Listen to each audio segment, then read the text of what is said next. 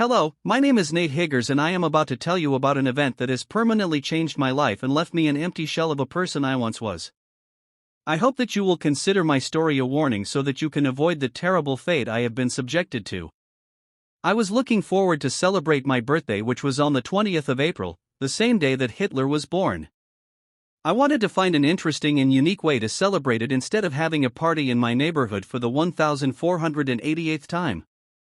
I hate those parties because my mother always insists on me inviting all the kids around the block. Unfortunately, most of the people my age in my neighborhood are niggers and shitskins, so every time I have a party it turns into a ditty party. Instead of normal gifts, I usually receive blacked porn CDs and dildos. So this year I decided to do something different. First of all, I would only invite two people, my friend Buckflax and my cousin Kate Hikes, because they're the only white teenagers in my area. Second of all, instead of celebrating at my house, we would go somewhere else. After some consideration, I decided to choose an escape room because it's an activity for people with an IQ above 80, so there's no way that my mom can insist on me bringing a bunch of Pajeets with me. I went on the internet to search for quest rooms in my city. However, the only result that wasn't too far from my house was some establishment called the Black Rooms, Jarty Escape Room. I had my doubts about the place because there was no information about it apart from the address, but I decided to go anyways because it was better than nothing. On the day me, Buck and Kate met in front of my house. I finally got normal gifts that were meds and Sproke. I got out my phone to use Google Maps so we could go to the destination. When we arrived, I started seeing the first strange signs. Instead of a regular building, we were standing in front of a giant mud hut with a roof made of straw, similar to the ones African niggers live in. Above the entrance, a sign was hanging on which the Black Room's Jarty Escape Room was written in a sloppy handwriting with a brown substance that appeared to be human feces. "What the fuck is this?" Buck asked. "I don't know, the internet didn't say anything about this," I replied. We went in. Inside, the hut appeared to be much bigger than on the outside. Suddenly I saw something that made my doubts increase. It was a fat brown man who was wearing a mocaratlo and a t-shirt with the flag of Lesotho. He smelled like piss, sweat and sulfuric braps, and his face looked exactly like Meximut's. "Hello sir, we would like to book a room for 3 people, I said. "How much money would that cost?" "It is our $10, please sir," the man said with an Indian ESL accent. Once again I thought that it's very suspicious that the price is so low, but I gave him the money anyway. As he was taking the money, I saw that he was looking at Kate the whole time, specifically at her boobs, but she didn't react to it. "Where do we go now?" I asked. The man pointed at the door in one of the walls. It was old and dilapidated and had various symbols on it. I could see a Discord logo, a spade symbol, a transgender flag, an autism puzzle piece, and many other stickers. I didn't really want to go, but I already paid my money and I didn't want to let the people I invited down.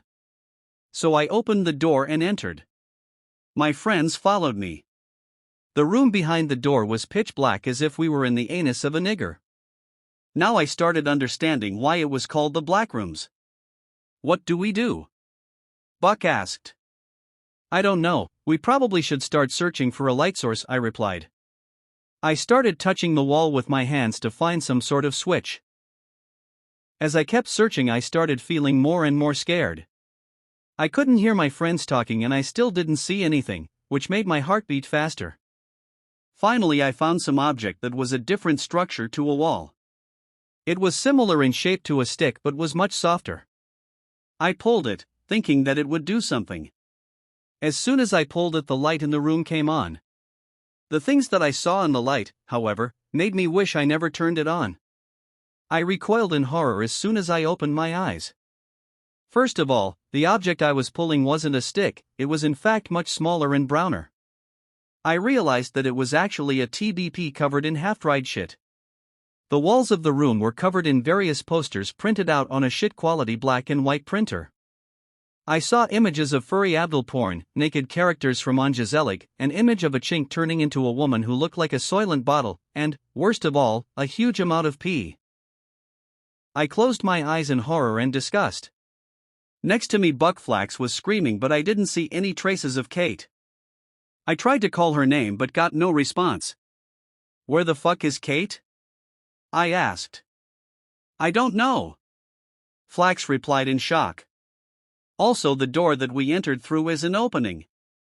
I opened my eyes, knowing I have to face the disgusting images to find an exit from this place.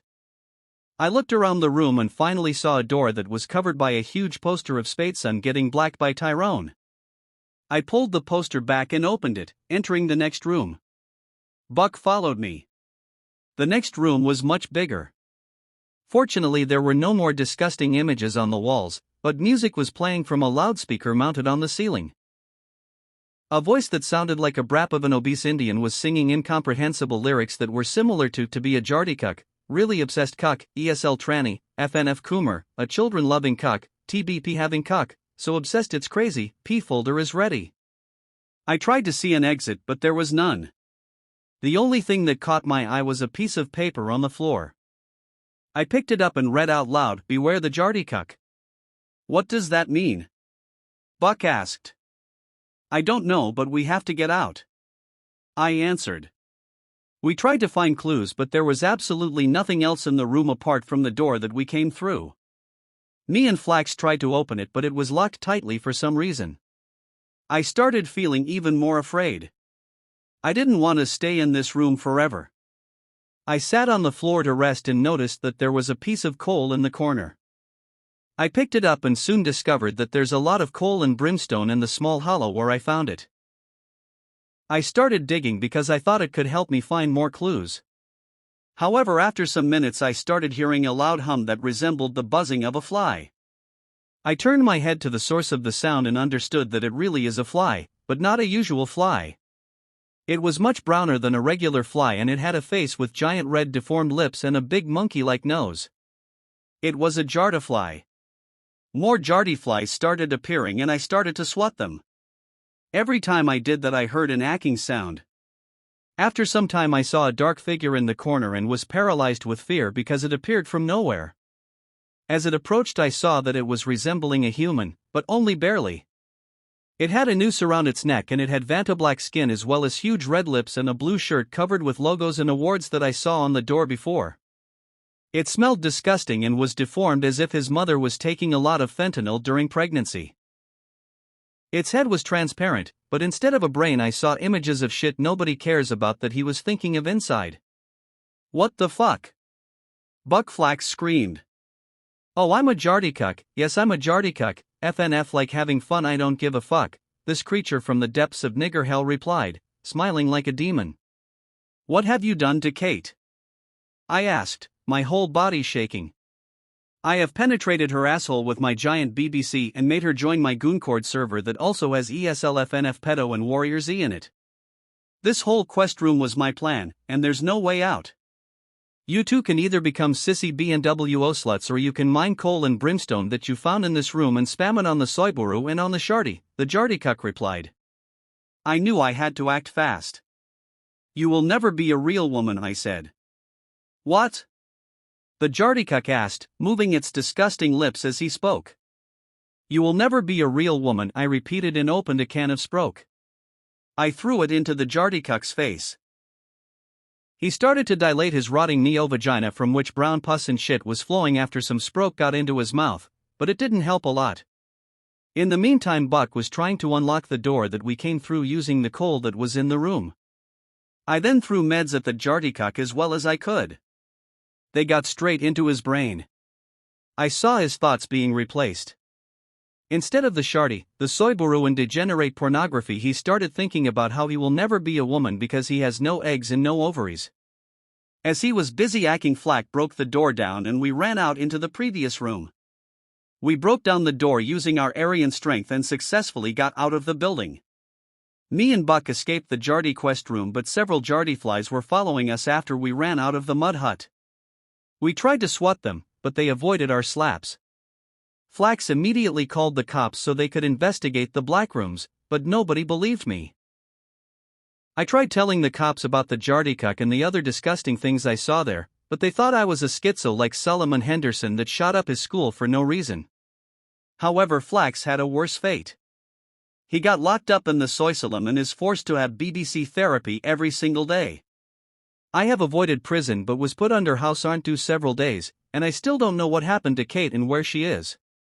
But what I know is that it's not over for me yet, because the jarty flies followed me to my house and they know where I live.